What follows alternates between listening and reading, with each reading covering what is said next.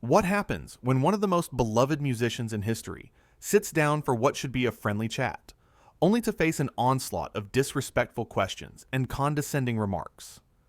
In just 38 seconds of unfiltered hostility, a daytime television host managed to turn a pleasant interview into one of the most uncomfortable moments ever broadcast on British television. Paul McCartney arrived at the Loose Women's studio that morning, expecting the usual light conversation. The kind of interview he had done thousands of times before. Quick questions about his latest project. Maybe a funny story or two. Some banter with the panel. Simple. Easy. Comfortable. But from the moment he walked onto that stage, something felt different. The audience erupted in applause as Paul made his way to the couch, waving and smiling at the crowd.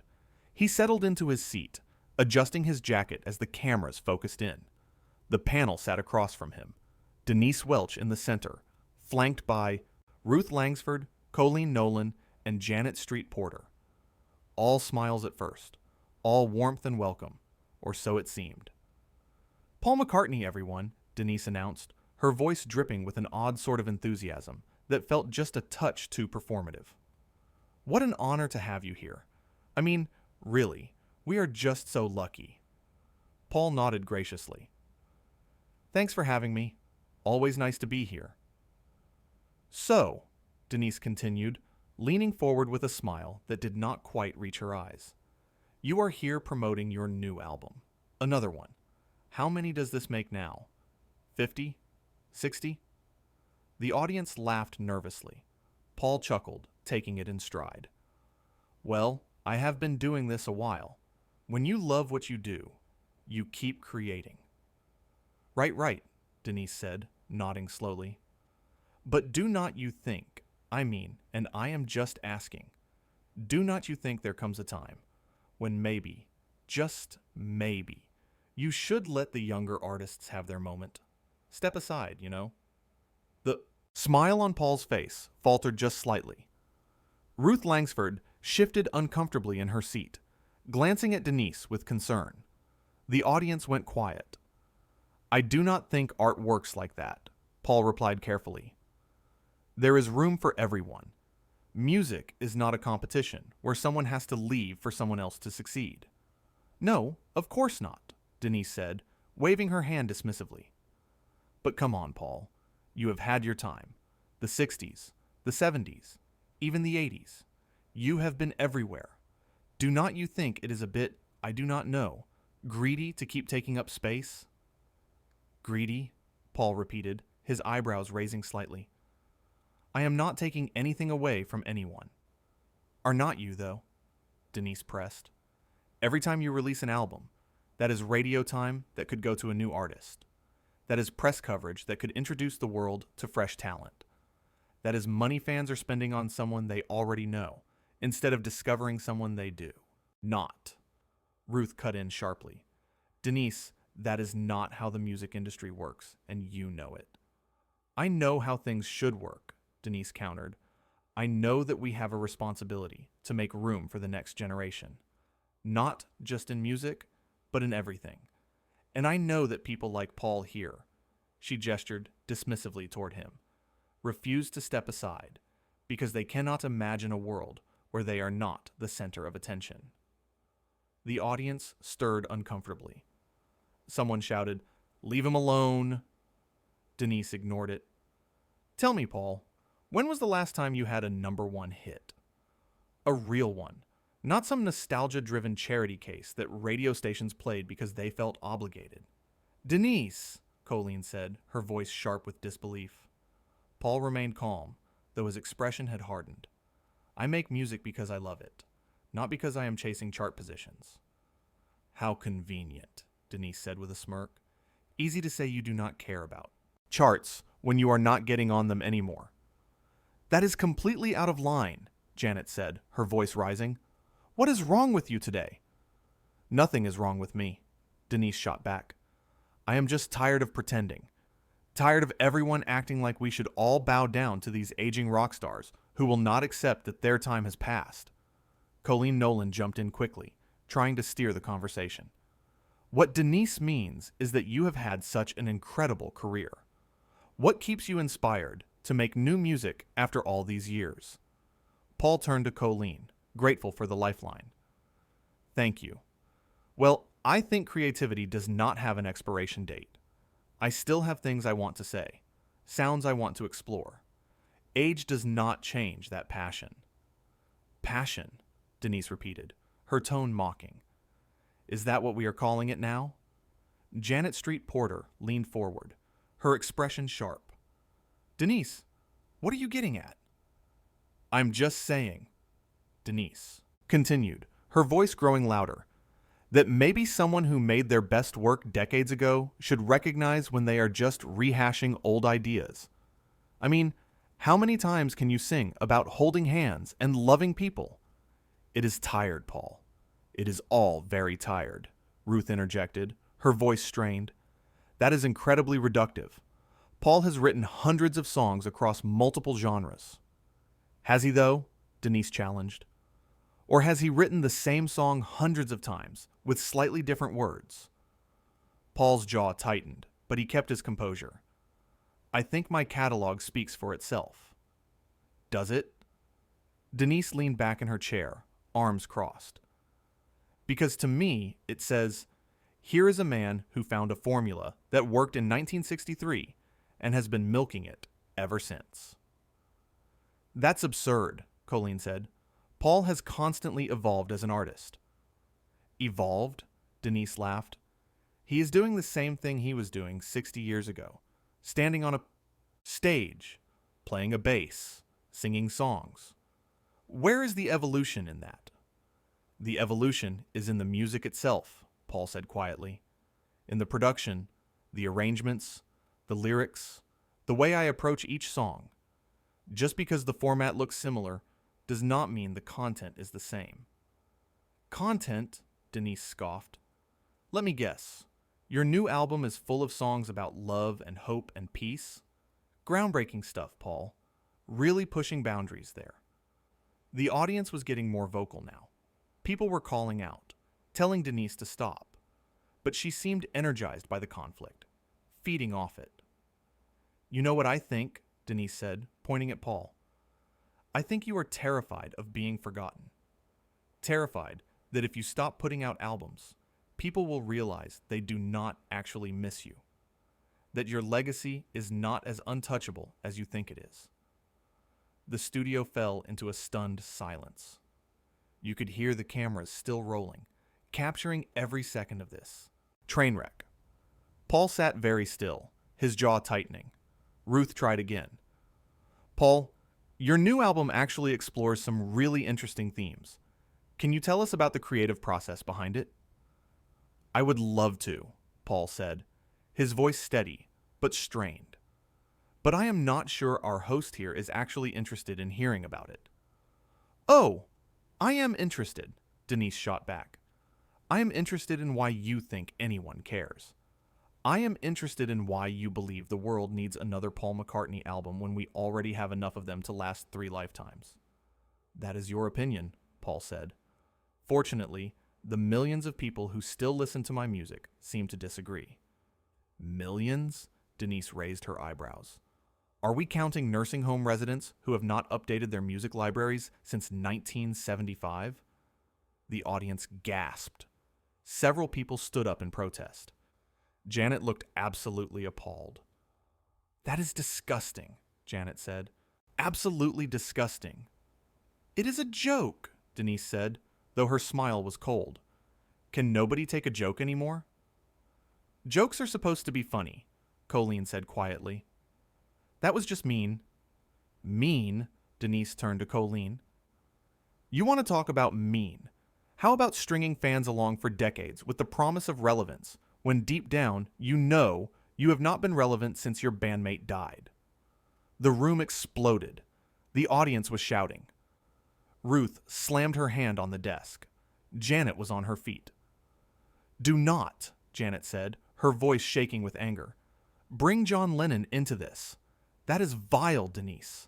Absolutely vile. Paul's face had gone pale. His hands gripped the armrests of his chair. You have crossed a line. Have I? Denise asked, her voice sharp.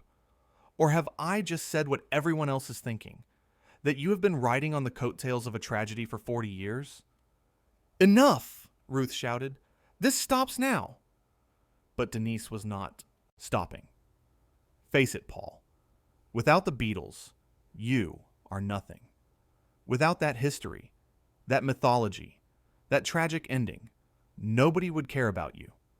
You are a nostalgia act, a museum piece, a relic that people visit to remember the good old days. Paul stood up slowly, his movements deliberate. I have never, he said, his voice low and controlled, been spoken to like this. Not in 60 years of doing this job. Colleen put her hand on Denise's arm. Denise, please. Denise shook her off. What? I am just being honest. Is not that what we do on this show? Have honest conversations? There is a difference between honesty and rudeness, Janet said sharply. Is it rude to point out that someone is coasting on past glory? Denise asked, looking directly at Paul. Because that is what this is. You know it. I know it. Everyone watching knows it. You have not had a relevant hit in what, 20 years? 30? Paul took a deep breath. With respect, I did not come here to be insulted. Nobody is insulting you, Denise said, though her tone suggested otherwise. I am just asking the questions everyone else is too polite to ask. Why are you still here? What do you possibly have left to say that has not already been said 1,000 times? How dare you, Ruth said, her voice trembling. How dare you sit there and question his right to create art? I am not questioning his right, Denise clarified. I am questioning his judgment, his inability to recognize when enough is enough. Colleen shook her head in disbelief. You are being horrible, genuinely horrible. I am being real, Denise countered. Someone has to be. We cannot just sit here and pretend that every aging musician deserves our unconditional praise just because they used to be good at what they did. Used to be good? Paul said quietly. Is that what you think? I think, Denise said, leaning forward, that you peaked in 1967 and everything since has been a slow, sad decline that you are too proud to acknowledge. The audience was in an uproar. People were standing, shouting, some leaving their seats. The producers were frantically trying to signal to Denise to stop, but she was ignoring them. You want to know what the real tragedy is? Denise continued. It is not that John died. It is that you lived and spent the next 5 decades proving that you were the less talented one all along. Janet threw her microphone down. I am done. I am not sitting here for this. Colleen was crying. This is awful. This is just awful. Ruth was standing now, too. Paul, please, I am so sorry. But Paul was staring at Denise, his expression unreadable. You are a sad person, he said finally. Truly sad. Denise, that is enough, Ruth said firmly. Paul is our guest. And as our guest, he should be able to handle a few tough questions, Denise retorted. Unless, of course, he is too fragile for that. Too used to everyone kissing the ground he walks on. The audience gasped. Several people started booing. Paul remained remarkably calm, though his hands were now gripped tightly together. There is nothing fragile about choosing not to engage with cruelty, Paul said, his voice measured. That is called self-respect. Self-respect? Denise laughed harshly. Is that what we are calling ego now? Call it whatever you want, Paul replied. I call it knowing my worth and not allowing someone with clear personal issues to diminish it. Personal issues? Denise's voice rose. You do not know anything about me. I know enough, Paul said. I know that someone who is happy with themselves does not need to tear down others to feel important. I know that someone who is confident in their own accomplishments does not need to attack someone else's. And I know that someone who has any sense of professional integrity would never treat a guest the way you have. Treated me today. Denise stood up, her face flushed. Do not you psychoanalyze me. You do not have that right. You are right, Paul said. I do not. Just like you do not have the right to attack me on your show, in front of an audience, simply because you can. Ruth jumped in again. Paul, please, let me apologize on behalf of all of us. You have nothing to apologize for, Paul told her kindly. You have been nothing but gracious. All of you have, except for her. He nodded toward Denise. Denise pointed at Paul, her hand shaking slightly. You think you are so superior, so above it all, but you are just a scared old man who cannot accept that his time is over. My time will be over when I decide it is, Paul said firmly. Not when you decide it is. Not when some bitter talk show host decides it is. When I decide it is. Bitter? Denise repeated. I am not bitter. I am realistic. You are bitter, Janet said. Anyone watching this can see it. You are bitter, and you are taking it out on someone who has done nothing to you. I have answered tough questions my entire career, Paul said quietly. But there is a difference between a tough question and a personal attack. You are not interviewing me. You are trying to tear me down. Oh, please, Denise said, rolling her eyes. Do not play the victim. You are Paul McCartney. You are a legend. You are untouchable. Poor you, having to deal with one person who is not falling all over themselves to worship you. Janet stood up slightly. Denise, you need to stop. Right now. I will stop when I am ready to stop. Denise snapped back. She turned to Paul again. You want to know what I really think? I think you are scared. Scared that if you stop making albums, people will forget about you. Scared that the world will move on and realize they never needed you in the first place. That was the line. The moment everything shifted. Paul stood up slowly, carefully, removing his microphone.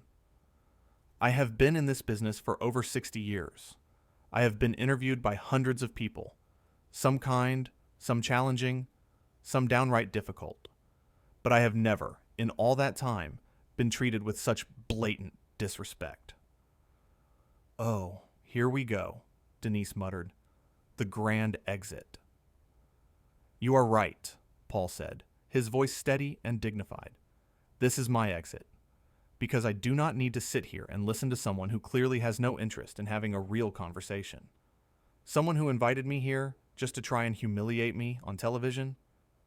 Ruth stood up immediately. Paul, I am so sorry. This is not what we intended. I know, Paul said kindly to Ruth. You have been nothing but gracious. You all have. He nodded to Colleen and Janet. But I will not be disrespected like this. Not by anyone. Denise laughed, a harsh sound that echoed through the studio. Disrespected? You cannot handle one person questioning your relevance. How weak is that? It has nothing to do with questioning my relevance, Paul replied, his voice growing firmer. It has to do with basic human decency, something you seem to lack. The audience erupted in applause. Denise's face flushed red. Get out then, she said coldly. Run away. Prove my point. Your point? Paul asked, raising an eyebrow. What point is that exactly? That you are willing to attack a guest on your own show? That you care more about creating drama than having meaningful conversations? Congratulations. You have made that abundantly clear. Colleen was shaking her head, looking mortified. Paul, please do not think this represents all of us. I do not, Paul assured her. I can see the difference between people with integrity and people without it. Denise stood up now, her hands on her hips. You think you are so much better than me? Better than this show? You are just an old man clinging to his past because he has nothing left to offer. The present. Denise, Janet shouted. Stop talking. Just stop. But Denise was not finished. You come in here with your carefully crafted image, your rehearsed stories, acting like you were doing us a favor by gracing us with your presence. Well, newsflash, Paul. Nobody cares anymore. Nobody is sitting at home waiting for the next Beatles reunion that is never going to happen. Nobody needs another mediocre album from someone who peaked 50 years ago. The studio was in complete chaos now. The audience was shouting at Denise. The other panelists were trying to get her to sit down. The producers were likely screaming in their earpieces. Paul just stood there, completely composed. "I feel sorry for you," he said quietly. "Sorry for me?" Denise laughed again. "Why would you feel sorry for me?" "Because you are so bitter," Paul replied. "So angry at the world that you have to try and bring other people down to make yourself feel better. That must be exhausting." Denise stepped forward, her finger pointing at Paul. "Do not you dare psychoanalyze me. You do not know anything about me." "I know enough," Paul said. "I know that happy people do not act the way you are acting right now. Fulfilled people do not need to attack others to feel important." "Get off my stage," Denise hissed. "It is not your stage," Janet interjected. "It is the show's stage, and Paul is our guest." "Not anymore. He is not," Denise said. "I want him gone. Now." Ruth looked horrified. "Denise, you cannot just kick a guest off the show." "Watch me," Denise said. She turned to the producers off camera. "Get him out of here. This interview is over." Paul shook his head slowly. "You do not need to throw me out. I was already leaving. But I want everyone watching to know something." He looked directly at the camera. "I have worked with thousands of people in my career. Talented people, difficult people, brilliant people. But I have always believed in treating everyone with respect. It does not matter who you are or what you have accomplished. Basic kindness matters. And when someone shows you who they are, believe them." "Are you done?" Denise asked sarcastically. "Almost," Paul said. He turned to the audience. "Thank you all for coming today. I am sorry you had to witness this. You deserve better. You all deserve better." He looked at Ruth, Colleen, and Janet. "Thank you for trying. I appreciate it." Then he walked off the stage. The audience gave him a standing ovation. People were cheering, clapping, some even crying. Denise stood there, her arms crossed, her face a mask of fury and embarrassment. "Well," she said into the microphone, trying to regain control, "I guess he could not handle the heat." "The heat?" Colleen repeated, incredulous. "Denise, what you did was not heat. It was cruelty." "Oh, please," Denise scoffed. "He will be fine. His ego might be bruised, but he will survive." Ruth was shaking her head. "This is not okay. None of this is okay." "I stand by everything I said," Denise declared. "Someone needed to say it." "No," Janet said firmly. "Nobody needed to say any of that. You ambushed a guest. You attacked him personally. You made a spectacle of yourself and embarrassed this entire show."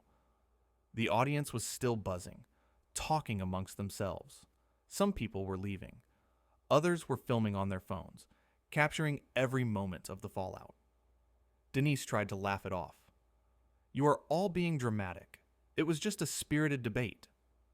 "A debate requires 2 willing participants," Colleen said quietly. "That was not a debate. That was a verbal assault." "I do not have to listen to this," Denise said, pulling off her own microphone.